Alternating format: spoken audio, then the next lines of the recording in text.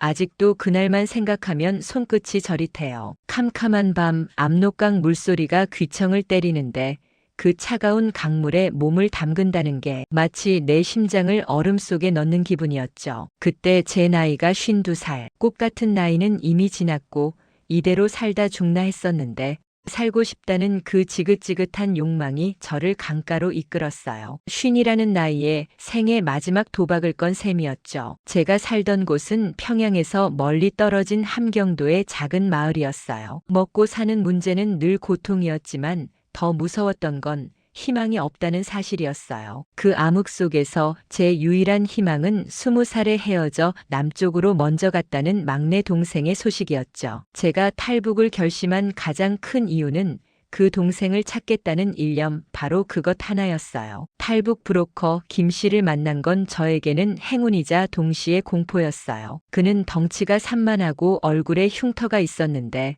눈빛은 마치 굶주린 짐승 같았죠. 아지매, 여기서 빠꾸는 없어. 뒤돌아보면 총 맞는다이. 그의 목소리는 굵고 낮았고 그 말이 제 심장을 옥죄어 왔어요. 그날 밤 강을 건너기 직전 저는 제 평생의 모든 죄를 회개했어요. 이제 죽어도 여한이 없으니 제발 무사히 강만 건너게 해달라고 기도했죠. 강을 건넌다는 건 생각보다 훨씬 더 무서운 경험이었어요. 차가움이 아니라 숨막히는 침묵과 공포가 저를 짓눌렀어요. 뒤따라오던 아가씨 하나가 물에 빠져 허우적대는 소리가 들렸지만 김 씨는 뒤돌아보지 말라고 으름장을 놨어요. 그 순간 제가 살기 위해서는 다른 사람의 고통마저 외면해야 한다는 잔인한 현실이 저를 덮쳤죠. 강을 건너 중국 땅에 발을 디뎠을 때 온몸이 떨렸지만 살았다는 안도감보다는 더 큰 무서움이 저를 덮쳤어요. 김 씨는 저를 낯선 중국인 가정집에 데려다 놓았어요. 제 머릿속은 온통 팔려왔구나라는 생각뿐이었죠. 그 집 주인은 덩치가 크고 인상이 무서운 남자였고 저는 그저 짐승처럼 일만 해야 했어요. 새벽부터 밤늦게까지 쉴 틈이 없었죠. 하지만 그 집 할머니, 연세가 저보다 한참 위인 그 할머니는 달랐죠. 마치 사막의 오아시스 같았어요. 할머니는 제가 밥을 제대로 못 먹을 때면 남편 몰래 따뜻한 쌀죽을 끓여주셨어요. 제가 일하는 뒷마당으로 슬그머니 오셔서 그릇을 내미시곤 하셨죠. 말이 통하지 않아도 할머니의 눈빛은 따뜻한 햇살 같았어요. 그 눈빛에는 연민과 함께 살아라 하는 힘이 담겨 있었죠. 한 번은 제가 너무 힘들어 변소에서 몰래 울고 있는데 할머니가 조용히 따라오시더니 제가 우는 내내 제 어깨를 말없이 두드려 주셨어요. 그 투박하지만 따뜻한 손길에 저는 서러움보다 더 큰 정을 느꼈어요. 수십 년 만에 느껴보는 어머니의 품 같은 따뜻함이었죠. 제가 감기에 걸려 알아누웠을 때는 할머니가 직접 산에 가서 약초를 캐다가 다려주셨어요. 쓴 약을 마시는데 눈물이 왈칵 쏟아지더라고요. 그건 고생스러움 때문이 아니라 오랜만에 느껴보는 정 때문이었어요. 그 정이 저를 살게 했어요. 무서움 속에서도 희망을 잃지 않게 해줬죠. 할머니는 제가 외롭고 불안할 때마다 제 손을 잡아주셨는데 그 주름진 손에서 나오는 온기는 저의 모든 공포를 잠시나마 잊게 해주었습니다. 그때 깨달았죠. 사람이 사람에게 줄 수 있는 가장 큰 선물은 돈이나 물질이 아니라 바로 이 따뜻한 마음이라는 것을요. 그 집에서 지낸 1년 남짓한 시간은 제 생에서 가장 평화롭고 또 가장 불안한 시간이었어요. 평화로웠던 건 할머니의 따뜻함 때문이었고 불안했던 건 언제 잡혀갈지 모르는 공포 때문이었죠. 어느 날 이른 새벽에 김 씨가 갑자기 나타났어요. 얼굴은 잔뜩 굳어 있었죠. 경찰이 떴다. 당장 떠나야 한다. 저는 짐을 챙길 틈도 없이 집을 나서야 했어요. 저는 할머니께 뭐라고 말씀드려야 할지 몰라 그저 눈물만 흘렸어요. 할머니는 아무 말 없이 제 손을 잡고 부엌으로 가셨어요. 그리고 미리 준비해 두신 듯한 작은 헝겊 주머니를 쥐어주셨는데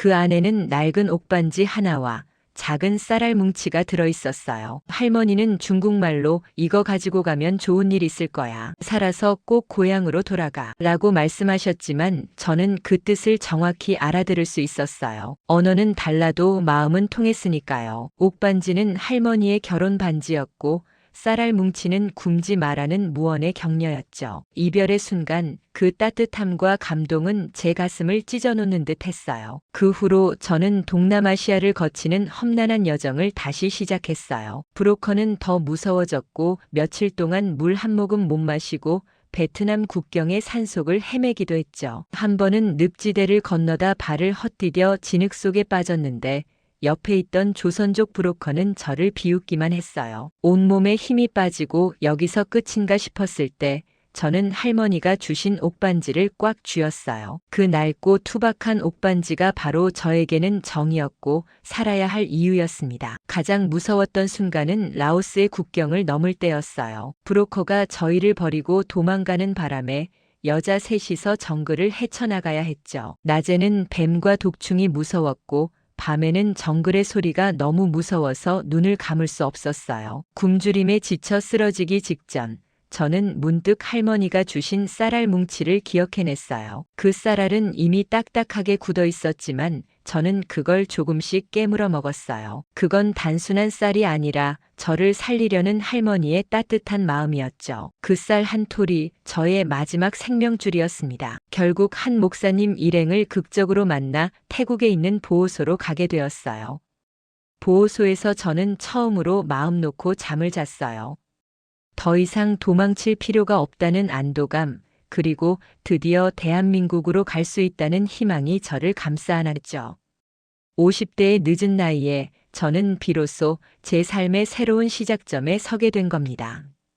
마침내 대한민국 땅 인천공항에 발을 디뎠을 때 저는 주저앉아 울었어요. 그건 기쁨의 눈물보다는 이제야 이 긴 여정이 끝났다는 안도감과 저를 도와준 모든 이들에 대한 고마움이 뒤섞인 감동이었죠.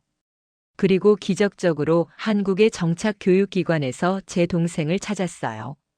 동생은 제가 탈북했다는 소식을 듣고 혹시나 하는 마음에 이곳저곳 수소문하고 다녔다고 하더군요. 30년 만에 재회. 동생은 저를 보자마자 아무 말 없이 안아줬어요. 그때 제가 느낀 감동은 세상의 어떤 말로도 표현할 수 없을 겁니다. 공포와 고통의 끝에서 만난 혈육의 따뜻함. 저는 동생의 품에서 수십 년간 겪었던 모든 고통을 한꺼번에 보상받는 기분이었어요. 지금 저는 동생과 함께 서울의 작은 임대 아파트에서 살고 있어요.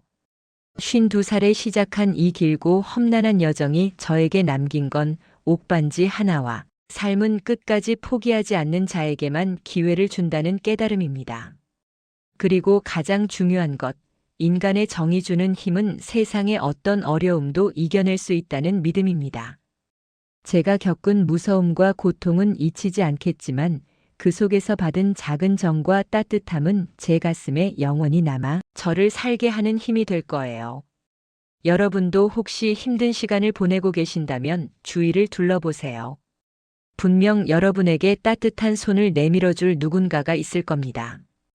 그 정이야말로 이 험한 세상을 살아갈 수 있는 가장 큰 무기일 테니까요.